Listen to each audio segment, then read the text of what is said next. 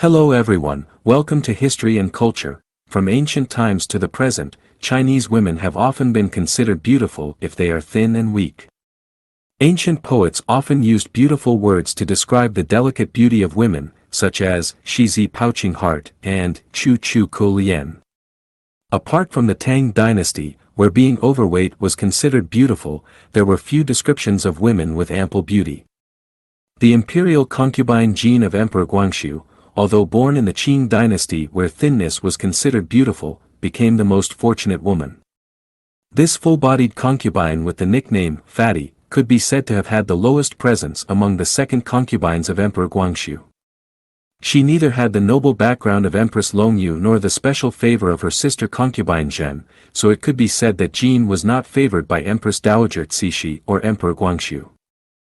In such circumstances, Jin's life in the imperial palace could have been unbearable, but she managed to live an exciting life in her own way and became the biggest winner among the imperial concubines of the late Qing dynasty.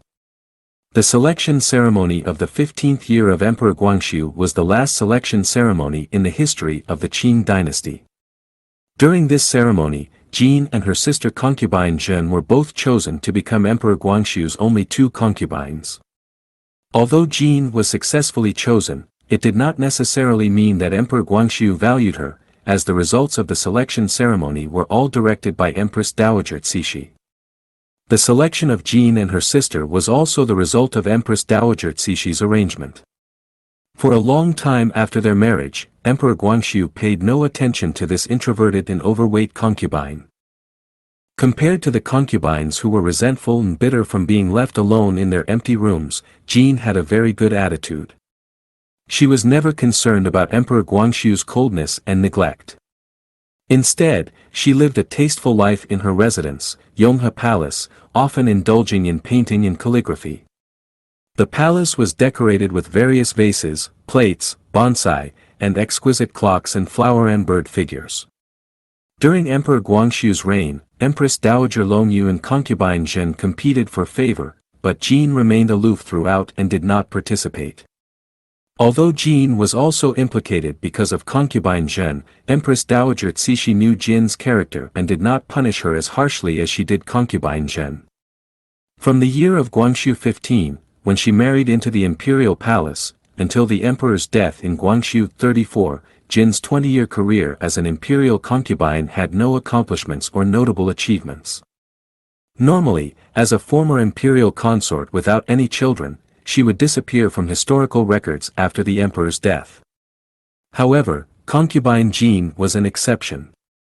After the death of Emperor Guangxu, concubine Jin seemed to have been reborn and appeared frequently in later history, making a grand entrance.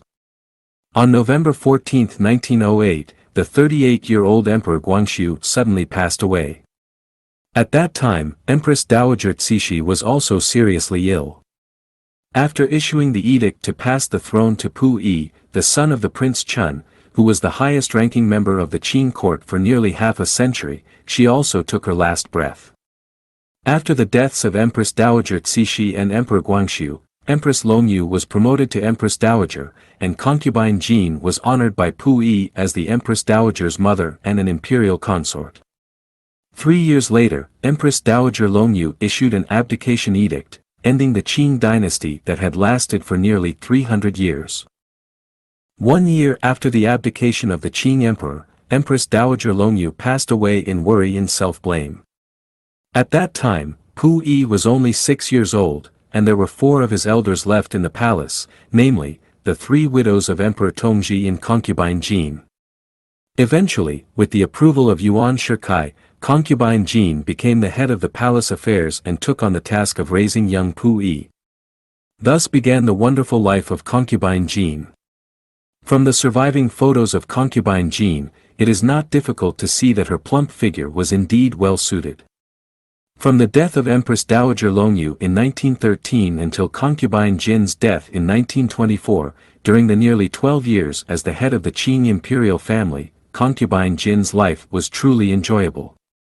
Concubine Jin had 3 major hobbies in her life: listening to opera, calligraphy, and food.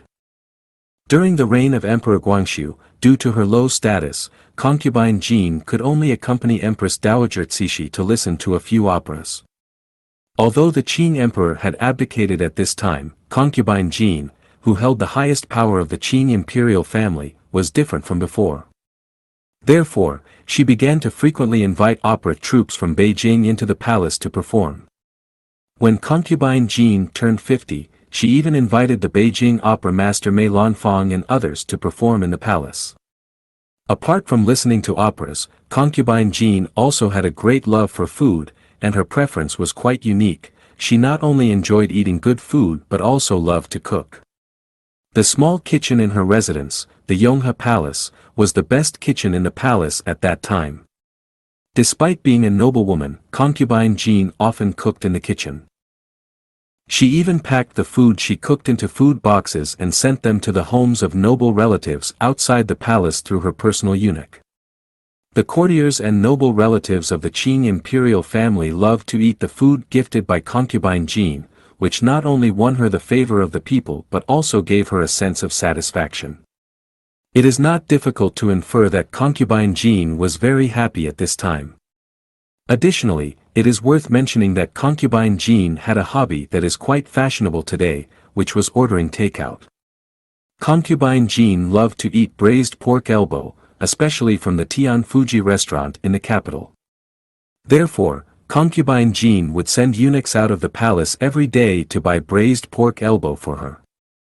Over time, the staff at Tianfuji would regularly deliver the dish to concubine Jean's personal eunuch before the palace gate.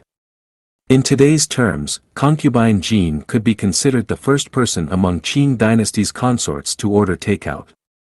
However, concubine Jean also had some unpleasant things, which was that as Puyi grew up, the young emperor began to develop a rebellious mentality against concubine Jean's strict discipline.